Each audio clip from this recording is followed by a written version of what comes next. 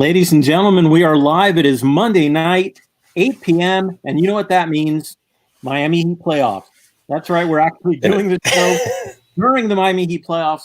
And so by the way, if you happen to see me look this way, it's because I've got the game on another monitor right now, keeping track. The Heat are ahead by 6 going into the beginning of the second half. But that's not why we're here tonight. We're here tonight because of fantasy football. It's the Fantasy Football Buzz podcast. You've got the commish along with Cyclop. How you doing tonight, Brad? Doing awesome tonight. Aren't the Heat up 3-0 in this one? Yes, they are. This is over. And our draft pick, our fantasy draft pick is over. Yeah. You know, it happened before. Basketball season's over. As far as I watched my 3 games I'm watching so I could get my draft pick, which I ended up with the number 1 draft pick. Thank you very much to the Los Angeles Clippers. I appreciate it. And hey, the number 1 draft pick only means that you're going to have a harder time in the second round of finding a good player. So that's 100%. 100%. You can go ahead and get TMC all day long, but when it comes back around, now that's coming from a guy who's got the 3rd pick, so I'm not in much better shape. But that's right. If I had the number 1 pick, I wouldn't be upset right now. But listen, tonight we've got a treat for everybody.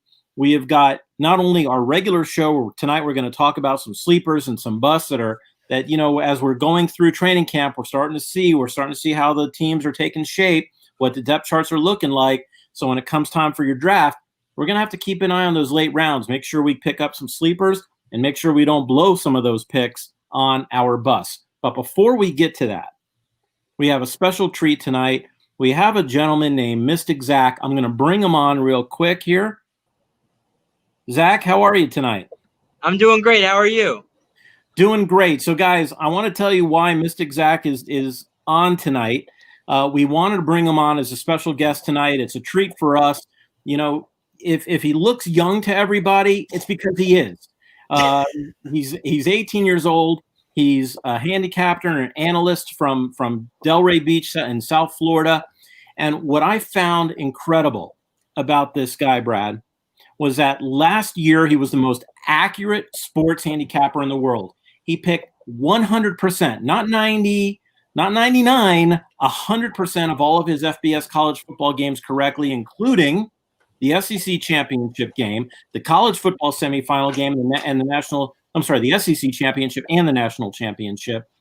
And I think, Zach, overall, you were 21 out of 21 picks for the season, which I think is the first recorded perfect season of picks for a handicapper picking 20 games or more. That is pretty incredible. The list, that is amazing. Your past and everything, I can go on and on. You've been in the South Florida Tribune, SB Nation. You have over 360 followers on Instagram. Zach, it is a treat for us to have you tonight. How are you doing? I'm doing great. It was a great college football season. And, you know, my main passion really is for the NFL, but I love college football too. And obviously, I had a really good year picking it. Yeah, I picked Georgia over Notre Dame. And all year, I was just picking LSU. And it worked out really well for me. Now, overall, you're around 90%, or you were last year. Are you still around that? Because I know you do more than just football, right? You do MMA, you do box. There's a whole bunch of different sports you do, correct? Yeah, and I'm undefeated so far in the quarantine. My picks have been a little bit limited because obviously no football. It's hard for me to predict like the basketball game by game, obviously, but I think I'm going to do some picks once we get further in.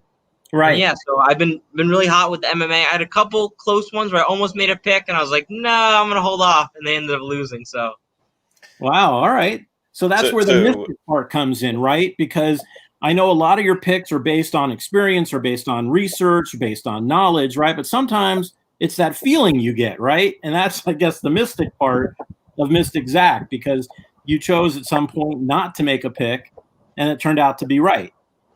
Yeah, and especially this past Saturday, I don't know if you guys heard, but there's a big heavyweight matchup between Dillian White and Alexander Povetkin. And I was so close to picking Dillian White, and I ended up not doing it. And White got 2 knockdowns. He was dominating the fight, and he got knocked out unconscious. Wow. So nice. So that's the life of heavyweight boxing, though, you know? Pretty crazy. So yeah, a lot of people that pick everything, right? They'll pick every game, they'll go on and on. So you kind of pick and choose what you pick based on your information or your mystic feeling, and then do that pick. But if you don't feel good about it, you just don't make the pick and let it go. Exactly, and that's really what separates I Pick Wins from the other ones. But I do tend to almost always pick the big games, like the College Football National Championship, the Super Bowl. I picked both conference championships, the SEC championship, the College Football Playoff. So I still pick the big ones, but as far as like week to week basis, that's like it's selective for sure. So, Awesome. so here's the question I have, Zach. Now, from what I understand, and please correct me if I'm wrong, you don't do this for the money, right? You do this out of the love for the games? Yeah, I do it for the love of the games, and my goal is to eventually be on an ESPN or do something with the UFC or something, and just have the type of platform to talk sports. That's incredible. That's incredible. So by not getting paid, you're still an amateur, so you could be signed by one of the big networks. Yeah. So I'm actually gonna do some stuff with Impact TV. They've got 36 boxing events next year on Impact Network, and I'm gonna be doing stuff with Bare Knuckle Fighting Championship on the DAZN app.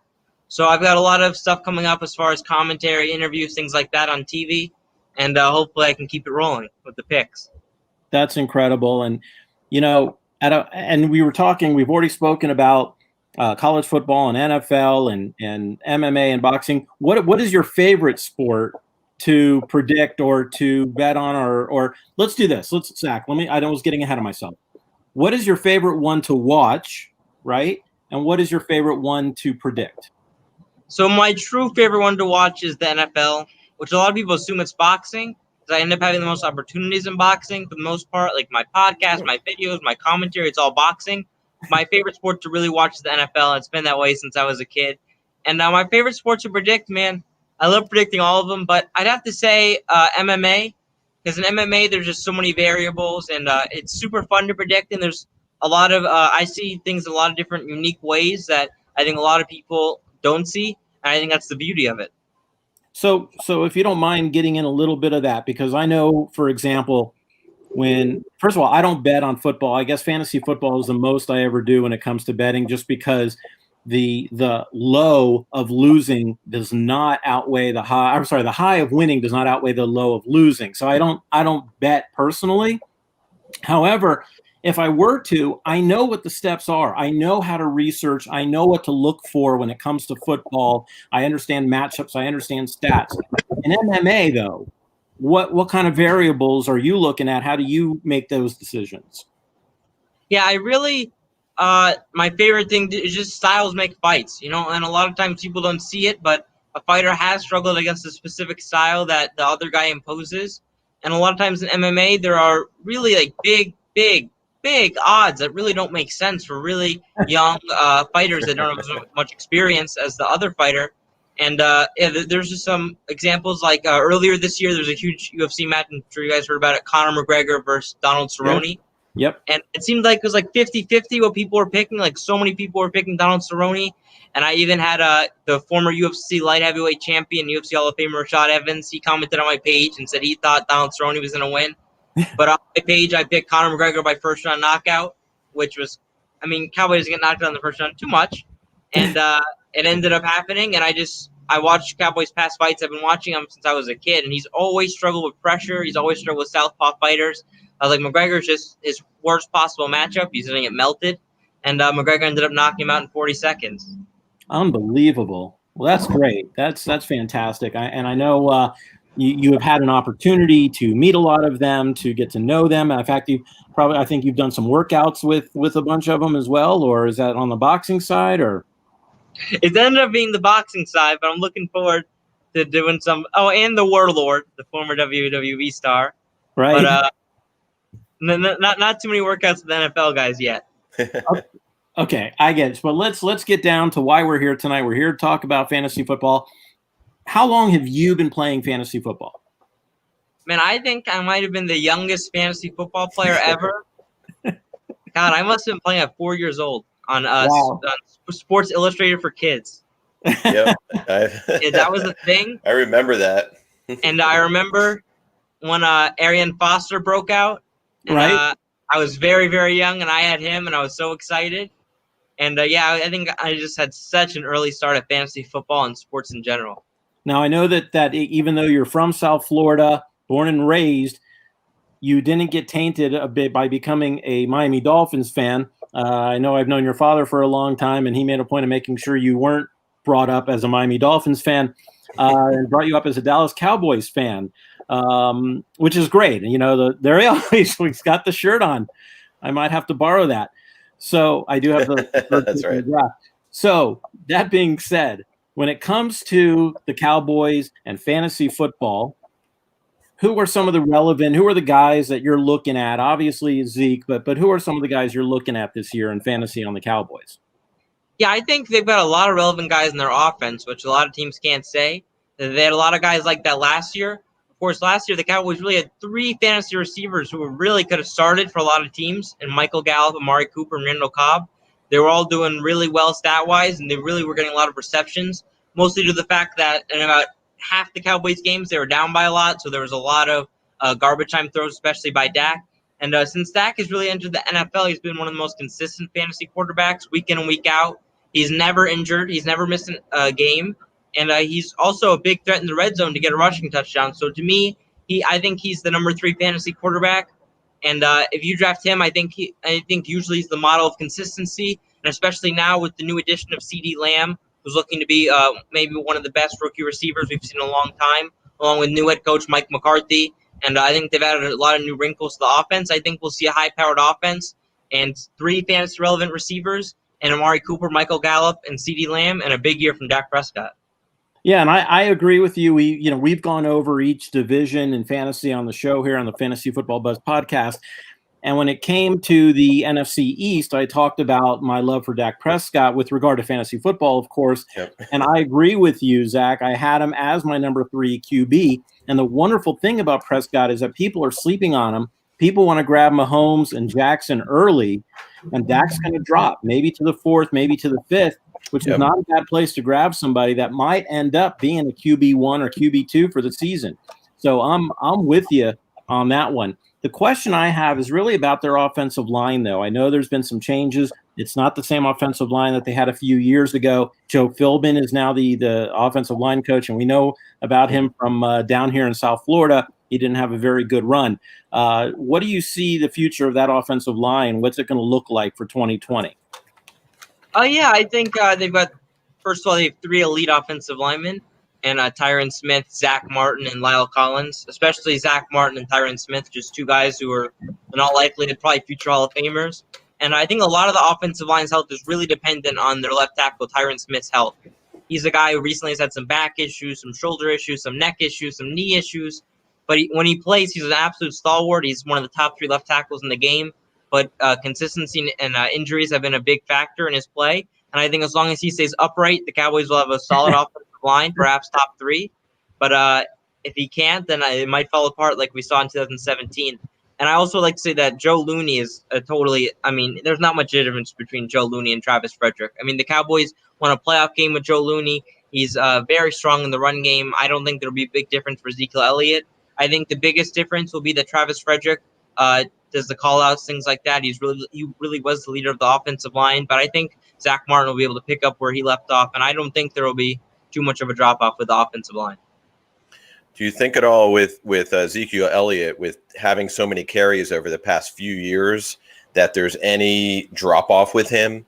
I mean, we see that happen with running backs sometimes. All of a sudden, they just lose their step and the wheels fall off. And Zeke's taken a lot of carries over the past few years, and of course, set the sitting is an example. Yeah, it just like fell off. You just start worrying. What is Ezekiel in his 6th year? He's in his 5th year. 5th year, yeah. At that 28 range, it happens. I guess do you see the regression is the question. So the unique thing about Zeke is he's only 25 years old. So he came into the league super young. 20. And and also he's a real special cat. If you see, his durability has been insane. He's never missed a game due to injury, which is super rare for a running back, especially as many touches as he gets. He stays in the pass block as well. He's probably the league's best pass blocker as running back. and he's been getting fed carries since Ohio State, and really has just been his durability has been remarkable. The way he runs is remarkable. And I think last year you saw at the end he was really getting hot. He was really getting started after sitting out training camp. And unfortunately, the Cowboys didn't put him in positions to really get him the ball too much because they were getting into deep holes and teams that they really should have been beating, like the Buffalo Bills and Chicago Bears.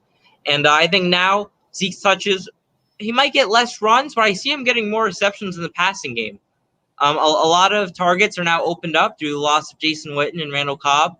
And obviously they added CeeDee Lamb, but I think there's some carries for him to be had. And I've heard at Cowboys camp he's been taking a lot of snaps. He's been catching a lot of balls. Today he got 2 touchdowns. So I would look to see him get back to maybe like 100 targets or something like this, maybe less. Wow. But a lot of targets, a lot of runs. I think Zeke will be heavily featured. So do you rate him? Do you maybe rate him right now? He's about the 3rd running back off the board with McCaffrey and then Barkley and then Elliott. Is that how you see that? Or do you, maybe it's because you're a Dallas fan, maybe for other reasons, do you see him anywhere different than in that spot? I'll tell you, for PPR, I agree with that. But I will say this, I think if you want a consistent running back, and that's what you care about, and you don't care as much about the volatility and how the highs are the highs and lows are the lows, then I think Zeke's probably the most durable and consistent running back you can get. I mean, the guy's never missed an NFL game due to injury. He's just been the perfect example of consistency since he entered the NFL. So from that perspective, I could see someone taking him ahead of a Saquon Barkley. But as far as PPR, I think Saquon Barkley, we've seen he gets a lot of check down passes before from Eli Manning, now probably from Daniel Jones. Jason Garrett loves to run the ball. He runs the ball in first down for some reason a lot. He runs in the stacked boxes. I think Barkley's going to get plenty of opportunities.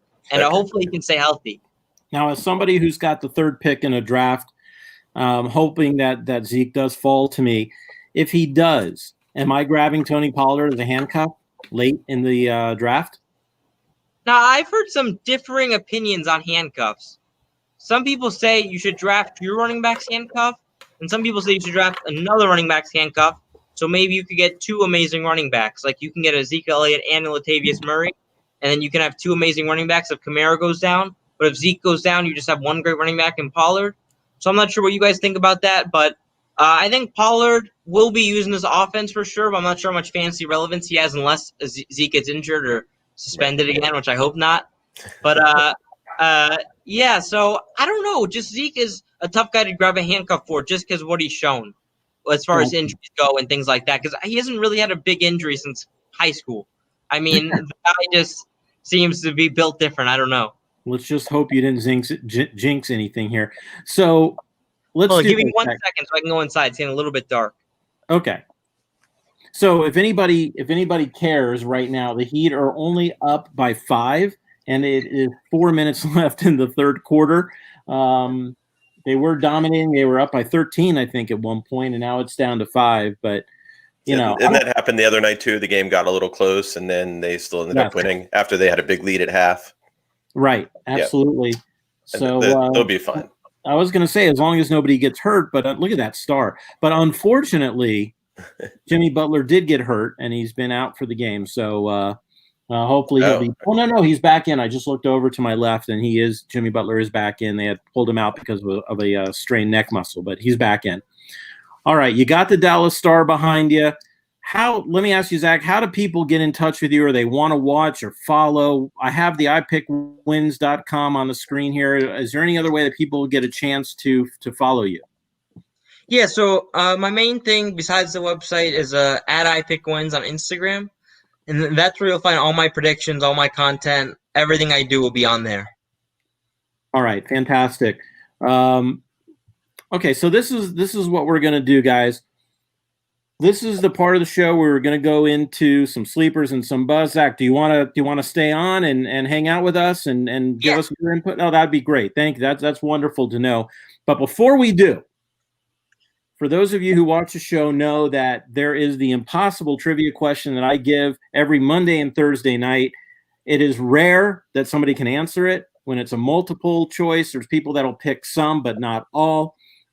So I'm going to go ahead and give that. Oh, and by the way, I haven't put up the phone number this would be a great opportunity. If anybody has any questions for the Buzz or for Mystic Zach, give us a call, 772-800-BUZZ. It's 772-800-BUZZ.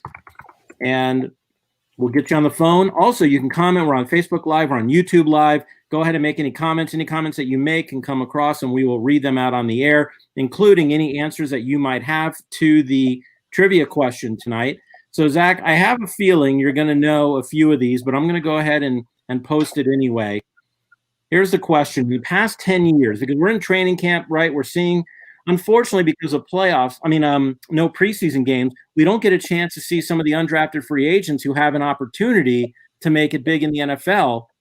Well, in the past 10 years, only 5, I'm sorry, that's wrong. It's actually only 4 have gained over 1,000 yards.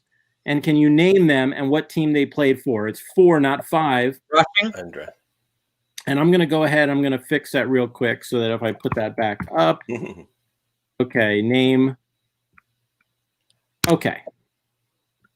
Sorry about that. And show. There we go. In the past 10 years, only 4 undrafted free agent running backs gained over 1,000 yards. Name them and the team they played for. If you think you know the answer, guys, some of them, one of them, all 4 of them, you can give us a call at 772-800-BUZZ or comment Facebook Live or YouTube Live. Zach, just off the top of your head, do you have any guesses for any of them? Or you probably the guy I talked about earlier, Arian Foster for the Texans. Right. When you mentioned that, I'm like, he's going to get the trivia question. But yes, Arian Foster in 2010, when he was with the Houston Texans, of course, that's where he made it big before flopping here in Miami. Arian Foster is one of them. So there are 3 more undrafted free agent running backs that had over 1,000 yards in the NFL. So I'm not going to guess. I'm not going to guess because I actually can see the answers because we have it to put up as an answer later. But I think as a hint, we can give a hint. 3 out of the 4 were in 2010. Which is crazy to me. It's amazing. When there's been 4 in the past 10 years, and 3 of them are from the same year. I don't know, maybe defenses were just terrible. But, all right, so give us a call, 772-800-BUZZ. Brad, we're going to jump in to our sleepers, our busts, and we're going to do it by position, right? Or how do you want to do it? What are you thinking about, Brad? I only did a couple. Okay. I got the memo wrong about how we were going to do it. I thought we were going to do just a few because of Zach being on and everything else. But I do have a few. So I'm going to throw out my first bus player. How about that? Okay, that's cool. Okay. So and this is a bust as far as I think where they're going to get drafted, and I talked about them a week or 2 ago on the show as well. So wait, before you say that, I'm glad you brought that up. Do you want to define what a bust is in your mind? Well, there could be several, but someone that you have valued, let's say it's first round, second round, third round generally, right. and then they put up 10th round numbers or they just fall apart. Okay. David Johnson, right? Or somebody like that. So is he the one you're talking about right now? No. Okay. So who's the best? Who's the best in 2020? So Aaron Jones in Green Bay, 19 touchdowns last year. So people like right now he's in the top 10 running backs, which is probably the right place to draft him. I don't disagree with that. It's incredibly hard to follow up a 19 touchdown season. Years and years ago, and I've brought this up on the show before, I made that mistake with Sean Alexander after 27 touchdowns one year. And the next year, I think he had like 8 or something ridiculously low. And of course, I think I took him first. I think I took him first overall. It might have been the last time I've ever had a first round, the number 1 pick in a draft. Yeah. So of course I took him. So I see Jones. You have AJ Dillon there as a rookie. You have Rodgers, who is not feeling very welcome in Green Bay right now. So you just don't know how that team is going to react. Is how I see it right now. I think he's probably on Aaron Jones. Zach? What was that? This is Zach with his thoughts on Aaron Jones. Yeah, I think the 19 touchdowns is a good point. I think it's unlikely that he replicates that. And obviously, we see in fantasy a lot that touchdowns are year to year. It just depends on what opportunities, what touches you get. And A.J. Dillon, I anticipate, could very well be the goal line back. The guy is gigantic. He's definitely built like a goal line back. But to contract that, I would just say that the Packers, to me, I think are going to be running the ball more this year. I think after the 49ers game, especially in the playoffs, where they really got gashed by the power run, Matt LaFleur really took steps to kind of emulate that, especially when he drafted the fullback and the tight end in the draft, and was really all signs. He didn't get any wide receivers for Rodgers. So, I mean, if they're trying to be a passing team, they're not showing it too much. And I wouldn't be surprised to see Aaron Jones get an increase in carries, but I agree with you about the touchdowns. I don't think they're going to be replicated because that's a lot of touchdowns. Yeah. All right. Go ahead, Brad. If you take away 7 or 8 of those touchdowns, you're taking away 40 to 50 points. So to take him in the top 10 or even maybe the top 15, which is generally where he's going in drafts right now, I think ends up being what a lot of people would consider a bust as far as taking him as your first running back that you take. I think they're going to have fun with A.J. Dillon. I think he's going to take some of Williams' runs, and they're going to see what they've got in A.J. Dillon. And if he's the same guy he was in Boston College, and again, without camp or without mini camp, without preseason games, it's really hard to tell here. But that's hanging over their head, and they wouldn't have grabbed A.J. Dillon if they were 100%, in my opinion, 100% confident with Aaron Jones. Now, he is all. By the way, he was on my bust list as well, Brad. So I agree with you on Aaron Jones. But I have another bust that I want to talk about, and that is Josh Allen with Buffalo. Now, normally we wouldn't say that he's a bust, but right now ADP is QB7 on this guy, and I don't understand it. He had just over 3,000 yards last year.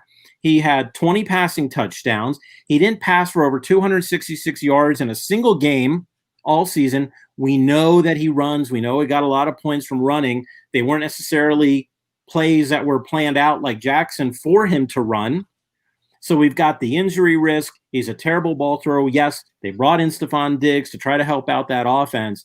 But QB7, sorry. I'm not touching Josh Allen, at least as a QB, as my first QB this year. This is what I want to say about him being a QB7 and somebody in their league. It's funny, on Facebook and some other platforms, a lot of people are posting their league drafts recently. On the board, on DraftKit, I see a lot, and other ones.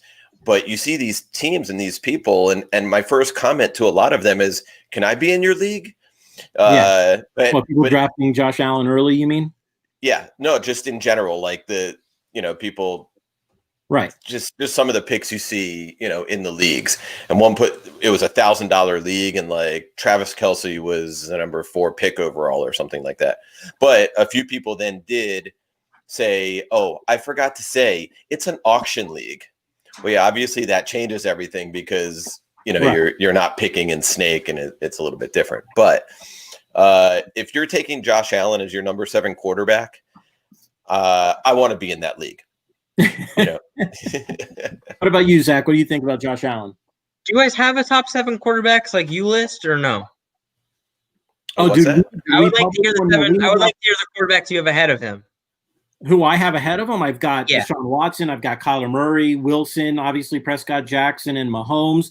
I've got Matt Ryan. I've got Drew Brees, Tom Brady, maybe Stafford because he's a little more reliable.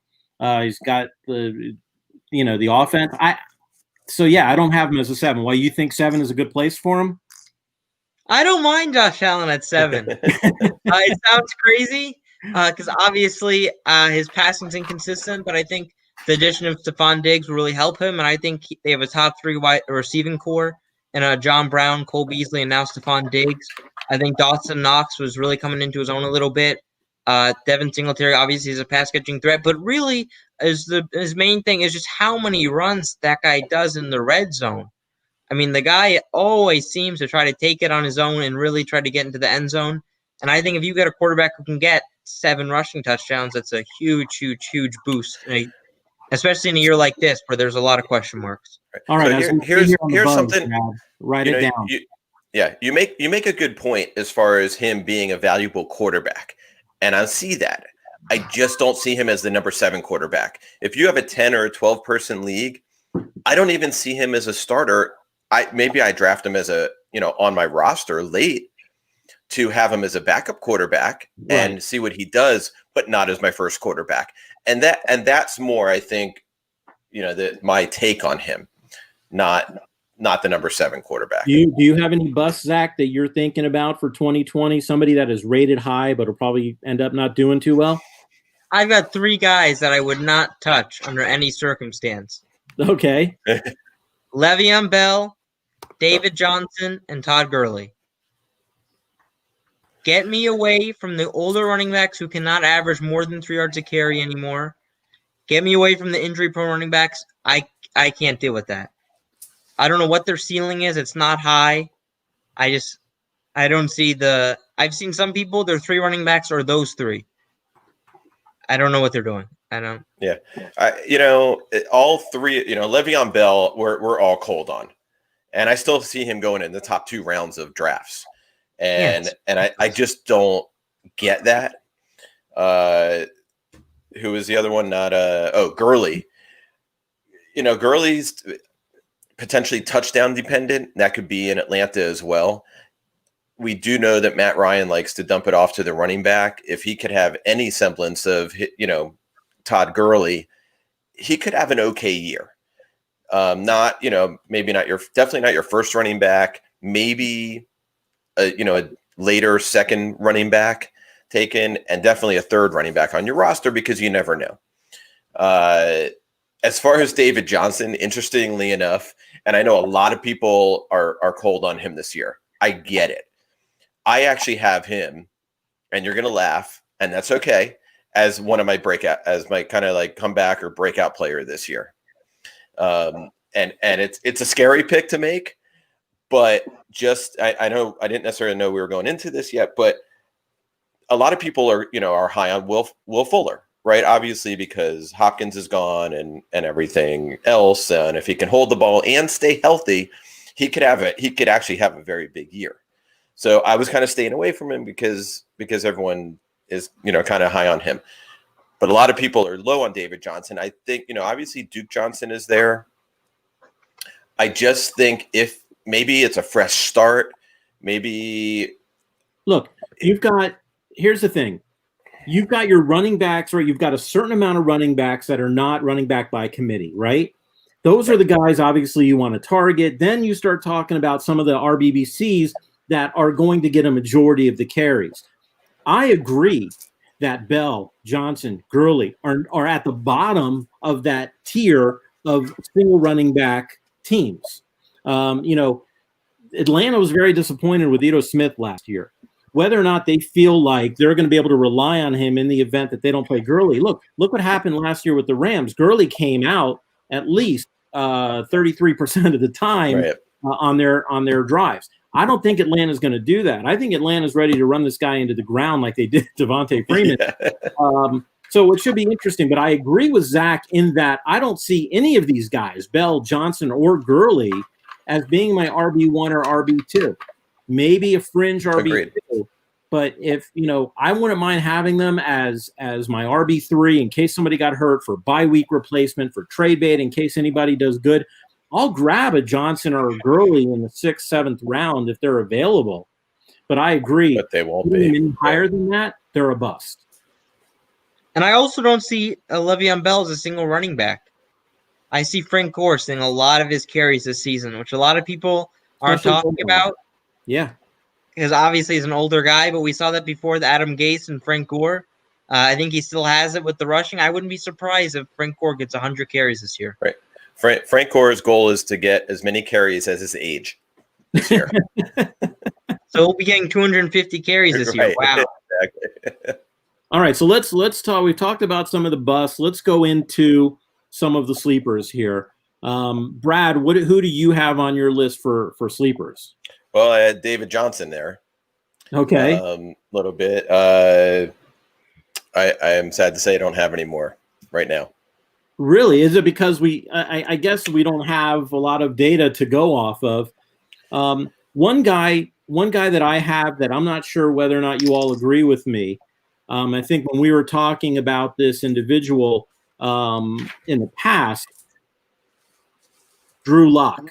And I think people are down on Drew Lock. He's the kind of guy you can grab as your backup quarterback, and then he could end up being in the QB 15 range, QB 10 to 15 range later.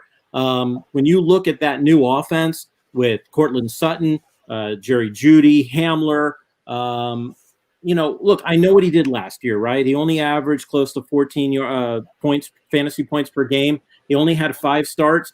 That was a completely different Broncos team. And I think that at a QB2, this guy can definitely surprise somebody. And by the way, when I talk about a sleeper, I'm talking about a mid to late round pick that will exceed that draft value by a healthy margin. And that's what I consider a sleeper. So to me, I like Drew Lock. I'm going to let this guy drop. And when everybody's picking everybody else, I'm going to grab Drew Lock later on in the draft. What do you think there, Zach? I agree with you. I love the way the Broncos really built their offense. Like you said, Jerry Jeudy, KJ Hamler, and Cortland Sutton, Noah Fant, who could break out this year very well. Philip Lindsay, they added Melvin Gordon.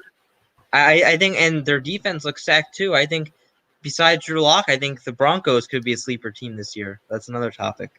You generally don't want to, when you talk about a sleeper, you probably want a bad defense if it's a quarterback, because then they're throwing a lot to catch up. That's true too. And then I have a few sleepers too. Yeah. One at tight end. This guy, in my league, he wasn't drafted, but Chris Herndon for the Jets. I think he's one of the most talented tight ends in the league. I think we're really devout of great tight end talents right now. I think it's kind of a struggle, especially in the mid to later rounds, on who to get at tight end. And I think this is a guy who very well could be one of the leading Jets targets this year. He's got a tremendous amount of talent. I've been watching him since Miami. Obviously, last year dealt with the suspension and the injury, but all signs point to him doing really good at camp so far. And I wouldn't be surprised if he got a lot of targets and a lot of catches. And of course, the Jets are probably going to be behind a lot, so I think he could be a real sleeper in a PPR league. And right now, I don't think he's being drafted with the top 15 or so tight ends. And I think he could sneak his way to be a top 8 type tight end. So just so you know, we have a general rule on this show that we just don't draft Jets. But that's how you lose fantasy football, that's right? True. And I'll admit well, that. Not recently. That's how you lose, is because you stay away from people from teams you don't like. Like it's probably hard for you to draft a giant, right? Right. Now, I picked Saquon in the first round this year. Well, no, I don't have a problem with the Giants. So here's the sleeper that I have, guys. Nobody talks about him except me now, and that's Hunter Renfrow. We all loved him in Clemson, right? He was like the guy everybody was rooting for. Then he goes to Vegas, which is still tough for me to say, and I know it's going to take a while for me to get used to saying the Las Vegas Raiders. Mm-hmm. But, he didn't really find a role with the team until the end of last year. And in weeks 15 and 16, he had back-to-back 100-yard games. People aren't going to think about that. They're not going to remember that. He's going to have an increased role in that offense, and he's going to have a chance in a PPR league to do very well. He is a guy that most people probably have not drafted. He's sitting there in free agency for people that need somebody. If they have a COVID spot or an injury spot and you want to pick up somebody as a flyer, I like him. I'm not necessarily sure I wouldn't draft him late instead of getting a backup tight end. I might grab a Hunter Renfrow and see what happens. But I think people are sleeping on this guy. They also, to add to that, I think the Raiders, one of the receivers just had a pretty serious injury today. Tyrell Williams. Thank you. I caught that very briefly before we came on air. And he had a labrum. What was it? Oh, the labrum. Labrum yeah, shoulder hair. So, yeah, that puts Hunter Renfrow, it moves him up a little bit there. So now it's not so much of a secret. Now, listen, since Zach talked about tight end, I've got something that's going to surprise you, but it's also very good information for leagues that have team quarterback drafts like ours, our South Florida Fantasy Football League. We do a team quarterback. And because of that, the Saints were more attractive because they had both Taysom Hill and Drew Brees, and so they got Taysom's points as well as Drew Brees' points. But this year, guys, ESPN, if anybody uses that, has now placed Taysom Hill as a tight end flex. He is no longer considered a quarterback, according to ESPN. So the question is, do you grab somebody like Taysom Hill as a tight end? Maybe as a backup tight end. He's not going to get the number of receptions, but maybe streaming, if you need somebody for a given week, Taysom Hill. Plus, if you get points for your tight end for receptions, not just receptions, but also rushes, even passes, then it's a very interesting play with regard to Taysom Hill. When did that come out? Probably within the past 2 weeks. Okay. That's interesting. Yeah, it takes away a little bit of value from Drew Brees, but certainly not a lot. Well, we had, and just as evidence of this, and Zach, you're not aware of this, but in our league from last year, the New Orleans Saints quarterback ended up, I believe, around a QB5 because of the team QB. But you take away the team QB and you're just looking at Drew Brees by himself, they were more like a QB11. So there's a tremendous difference without someone like Taysom Hill as part of your team quarterback. So it is something to keep an eye on. All right, guys, any other busts or sleepers that we all want to talk about? I know that the other receivers that we haven't really talked about, Justin Jefferson, I don't know, he's somebody who's being thrown into the starting lineup. Preston Williams, people were looking at him as a sleeper last year, then he got hurt. I think he's a sleeper again. I don't think people are going to be drafting him very high. And of course, especially with the two opt-outs. I'm sorry, go ahead, Zach. Especially with the Albert Wilson opt-out and the Allen Hurns opt-out. Yep. That's right. Yeah, a lot of the Giants receivers are ranked low. So I don't know if I'd consider them as sleepers, but like Sterling Shepard and Golden Tate, but they're much lower. So if you can kind of sneak one of those guys in as maybe your second or third receiver, I like per se, right? But I think they'll be drafted where they belong. I think you're right that people are quote unquote sleeping on them, but that doesn't necessarily mean that I think they're going to exceed their value of where they're drafted by a lot. And I do, by the way, have Daniel Jones as one of my sleeper quarterbacks. Yeah. I think he's being drafted pretty low, and I think people are forgetting what he has done and what his abilities are. Yep. Yeah, I have Daniel Jones on my bench as my backup quarterback, and I also have Darius Slayton. I think he showed some really good chemistry with Daniel Jones, especially down the stretch, and he was dealing with a nagging injury as a rookie. I wouldn't be surprised if he's Daniel Jones' favorite receiver to target this season. All right, so let me ask you about this before we wind down here. One of my favorite players in the NFL is Hayden Hurst, and I know that he's now taking over that position that Hooper had in Atlanta. Do you see him filling in and just picking right up where Hooper left off? Or do you see a different type of offense or, a position for Hayden Hurst as their starting tight end? So I picked Hayden Hurst. He's my team starting tight end. And I don't know if I see him picking right up where Austin Hooper left off because he's a really talented player.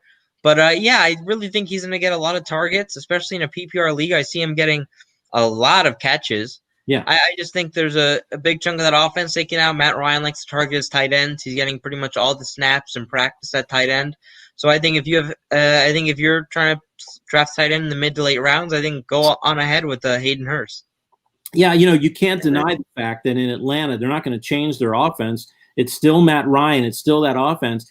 And Austin Hooper, they had almost 100 targets averaged over the past 2 years. And out of those, he had averaged 73 catches. Now, it's not all just because of Hooper. I think a lot of it is a scheme. A lot of it is their offense. And I see them plugging in Hayden Hurst in that position. I don't see things dropping off that much. Obviously, there has to be chemistry. We don't have as much practice. Right. We don't have preseason games. So, whereas Hooper and Ryan had that chemistry, maybe it's going to take a little while for Hurst to get it. But by the end of the season, I think Hurst is going to surprise a lot of people. So Zach, I have a question for you about your picks. As far as the first couple weeks of the NFL season, have you thought about that at all? Because there's been no preseason. There's very little information coming out. Are you going to just kind of skip over the first few weeks and take that as kind of the preseason, or do you have a plan there yet? Man, it sucks. I'm still gonna do my picks, but I'm gonna have to really think about it and really analyze because obviously I didn't get to see the preseason. I don't even know. I mean, COVID. There's so many determining factors that I'm not used to, but I have to adapt. And another receiver that I think is becoming really underrated is DJ Moore for the Carolina Panthers. I mean, this was a guy I wanted the Dallas Cowboys to draft back when he was available at number 19. But I love this guy. I love his ability to run after the catch. I think he's an absolute monster. And I think he really didn't have – I mean, his quarterbacks last year weren't it, and he was still putting up pretty big numbers. And now he's got a guy in Teddy Bridgewater who I see him meshing very well with. Teddy B, especially recently, has loved the shorter passes, the more intermediate passes where DJ Moore really shines. He has a knack for getting open on those types of routes. He's huge. He's very good after the catch. They don't have too many weapons, especially at receiver. I see CMC getting a lot of targets, of course, but I think DJ Moore's been right there with them. I wouldn't be surprised if he's a top 5 receiver this season. Wow. All right. Yeah. I definitely agree with you. And I think that people have caught up to that because I see him in most drafts or in most ADPs in the top 10 of receivers. Yeah. All right. So guys, back to our trivia question that we had. We asked in the past 10 years, there are only 4 undrafted free agent running backs who gained over 1,000 yards. We said 3 of them were from 2010. The other one was from actually 2018. And Jonah, I appreciated Jonah actually guessed also Arian Foster, but also Philip Lindsay. And he's right on Philip Lindsay. That was in 2018, undrafted free agent for Denver, gained over 1,000 yards. Any guesses on the other 2 before we close the show, Zach? As far as the 2010 era, I know it was a while ago. So. Yeah. But they're not easy ones. LeGarrette Blount, when he was with Tampa Bay. Oh, he was good at Oregon, though. Yeah, he was. Yes, I remember he punched the Boise State player. He really felt. Right. Is Peyton Hillis one of them, or was he? I'm sorry? Is Peyton Hillis one of them for the Browns, or no? No, that is a great guess, but no, he wasn't. It's the law firm, Ben Jarvis Green Ellis with New England in 2010, also 1,000 yards. But when you think about this, and I love this question, especially now when we have people who are trying to make rosters, there's opportunity, but not a lot, right? And these are guys that people had to take a long look at. And in 10 years, only 4 had over 1,000 yards. So, and 1,000 yards for a running back these days is not what it used to be. So it's pretty crazy, but thank you, Zach, for helping on the trivia question, and Jonah for chiming in as well. As we close up, Zach, any final words? No, I really appreciate the stimulation as far as fantasy football goes, and I'm gonna take your guys' knowledge right into my next draft. Oh, that's great. We appreciate it. And if anybody wants to follow Zach and see what's going on, check him out at iPickWins on Instagram, ipickwins.com. He's got incredible pictures. You guys got to see this. The people that he's been hanging out with, the knowledge that he has, it's great stuff. I know I'm going to be following all year long. Brad, do you have any final words tonight? Yeah, I'm going to be starting a gambling account. No, we appreciate you being here. It's fun. We get to talk fantasy for 45 minutes to an hour and get all the other crazy stuff going on out of our heads for a little bit. We are also only 2.5 weeks from an actual potential NFL game. Crazy. So pretty excited about that, and that's going to go quick. And looking forward to seeing everybody on Thursday night, which will then be 2 weeks exactly. Right. So Thursday night, we're going to start now giving a little more in-depth training camp reports. We were kind of holding off and waiting, and we're going to start getting into some of your draft picks, who we recommend, at least all the way through the first round, given certain situations, whether it's PPR, half PPR, or standard. So we'll get a little more in-depth on that. So join us Thursday night at 9. Zach, you are welcome back. You are now a friend of the show. Anytime you want, you just hit me up and we'll make sure you get on. You want to talk about anything that's going on. You want to talk about picks that you might be thinking about or situations or fantasy. let us know. We get you on. You've got an audience here with us at the Buzz, and we really appreciate you being on here. It was a joy, and the wealth of knowledge is fantastic. We're really impressed, and thanks so much for coming on tonight. Thank you. All right, guys. Have a wonderful evening. We will see you all Thursday night. We're getting closer to football. My optimism has gone up from the 40%. Wow. I'm now at 45%. We're getting closer. As we get closer, that's amazing. That is amazing for me to have any type of optimism. Yes. I went to 70% at the last show. We missed you on the last show. Right. And I am up to 75%. I'm going up 5% every show. All right, man. All right, great. Well, it was a fun night, and we hope to see everybody who's watching again Thursday night, 9 o'clock. We will talk to you all then. Have a great night. Stay safe. Take care.